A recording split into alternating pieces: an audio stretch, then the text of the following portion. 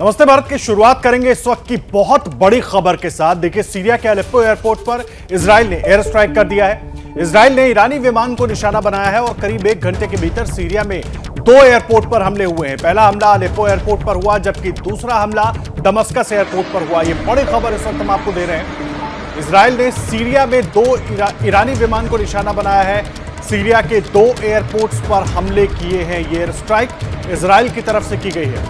Israel ने पहले Syria के अलेप्पो एयरपोर्ट को निशाना बनाया, जहां पर खबर यह थी कि ईरानी विमान उतरने वाला है, मिसाइल लेकर, तमाम हथियार लेकर।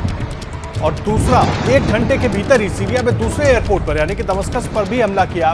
पहला हमला अलेप्पो एयरपोर्ट पर हुआ, जबकि दूसरा हमला दमस्कस एयरपोर्ट पर हुआ है। तस्वीरें हम आपको दिखा रहे हैं उस हमले की। हालांकि दूर से ली गई ये तस्वीरें हैं, लेकिन धमाका आप देख सकते हैं किस तरह से इजराइल और सीरिया और साथ ही साथ ईरान, इन तीनों ही देशों के बीच तनाव लगातार बढ़ता हुआ नजर आ रहा है। क्या ईरान और इजराइल में जंग छिड़ेगी? ये बड़ा सवाल है इस पूरे घटनाक्रम के बाद।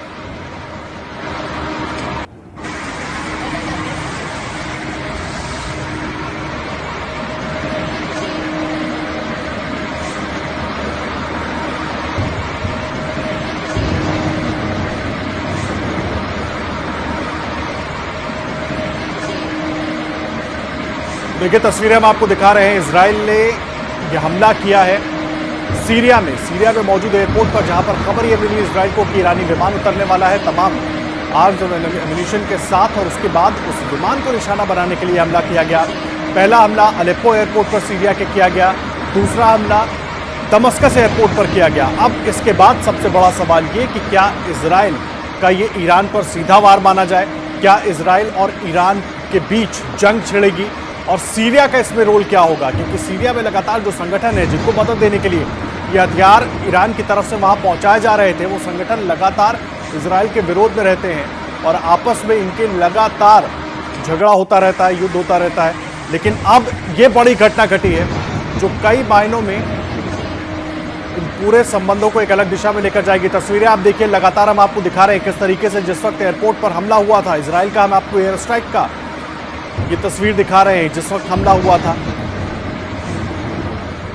वीडियो ये थोड़ा दूर से लिया गया है, लेकिन इस वीडियो में आप साफ देख सकते हैं आगे जो लाल रोशनी नजर आ रही है उस जगह पर एयरपोर्ट है। और वहां पर जिस वक्त अटैक किया गया, यानी कि उस प्लेन को निशाना बनाने की कोशिश की गई, उस वक्त एयरपोर्ट पर किस तरह से धमाका हुआ था। 2 तस्वीरें अलेप्पो और दमस्कस, जहां पर दोनों ही जगहों पर, दोनों ही इलाकों में एयरपोर्ट्स को निशाना बनाया गया ईरान की तरफ से। ये दोनों तस्वीरें हम आपको दिखा रहे हैं, अलेप्पो और दमस्कस। इजराइल को यह खबर मिली कि ईरान की तरफ से मदद भेजी जा रही है उन संगठनों को जो लगातार इजराइल के खिलाफ काम करते रहते हैं, और उसी प्लेन को जिसके जरिए मदद भेजी जा रही थी, उसी प्लेन को निशाना बनाने के लिए इजराइल ने ये स्ट्राइक की है। और तस्वीरें हम आपको दिखा रहे हैं अलेप्पो दमस्कस दोनों जगहों की। अलेप्पो वाली तस्वीर में आप देख सकते हैं लगातार धमाके की तस्वीरें दिखाई दे रही हैं, और दमस्कस की तस्वीर भी हम आपको दिखा रहे हैं जहां पर वहां पर भी एयरपोर्ट को निशाना बनाया गया। प्रणय उपाध्याय मेरे सहयोगी मेरे साथ जुड़ गए हैं। प्रणय, पूरा अपडेट क्या है? अभी तक तस्वीरें अपने दर्शकों को हम दिखा रहे हैं, लेकिन कैसे टेंशन बढ़ जाएगी और अभी तक का पूरा अपडेट क्या है वो बताइए।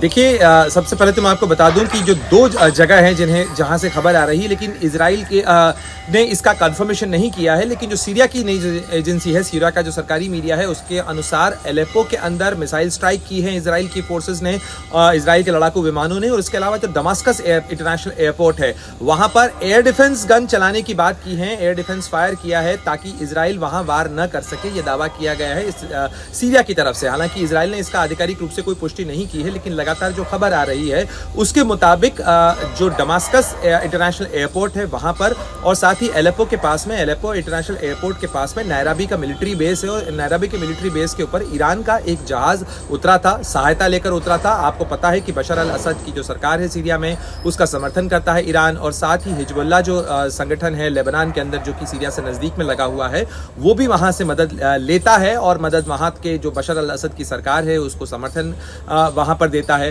तो ऐसे में ये जो इवल एक्सेस जिसे अमेरिका ने करार दिया था, सीरिया को उसके अंदर शामिल किया था 2013 के बाद से, और इस एक्सेस के अंदर लगातार ईरान की तरफ से मदद दी जाती रही और साथ ही इजराइल की तरफ से इसके ऊपर कार्रवाई की जाती रही। जून के अंदर भी दमास्कस एयरपोर्ट के ऊपर कार्रवाई की थी इजराइल की तरफ से, जिसमें कुछ समय के लिए जो दमास्कस इंटरनेशनल एयरपोर्ट था वो कुछ समय के लिए बंद हो गया था, लेकिन ये इजराइल की तरफ से सीधा वार किया गया है और ये ऐसे समय में हुआ है आदर्श, जब यार लपेद जो कि इजराइल के प्रधानमंत्री हैं, उनकी और अमेरिकी राष्ट्रपति जो बाइडेन के बीच में फोन कॉल हुआ था, और उस फोन कॉल के बाद ये कार्रवाई सामने आती है। तो निश्चित रूप से बड़ी कार्रवाई है। हालांकि ईरान की तरफ से अभी इस बारे में ये तस्दीक नहीं हुई है कि क्या उसके विमान को टारगेट किया गया है, और विमान को अगर टारगेट किया गया है तो क्या पलटवार करेगा। लेकिन आपको पता है मेजर कासिम सुलेमानी को जिस तरीके से मारा था, और उस समय भी 2020 के अंदर जब कार्रवाई इराक के अंदर अमेरिका की तरफ से हुई थी, उस समय भी ये चीजें सामने आई थी और अमेरिका की तरफ से कहा गया था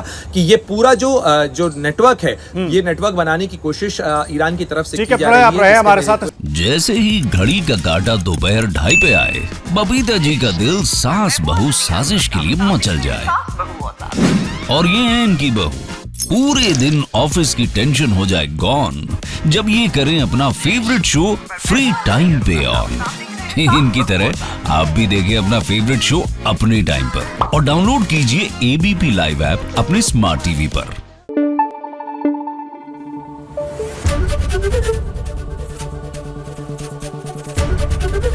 एबीपी न्यूज आपको रखे आगे।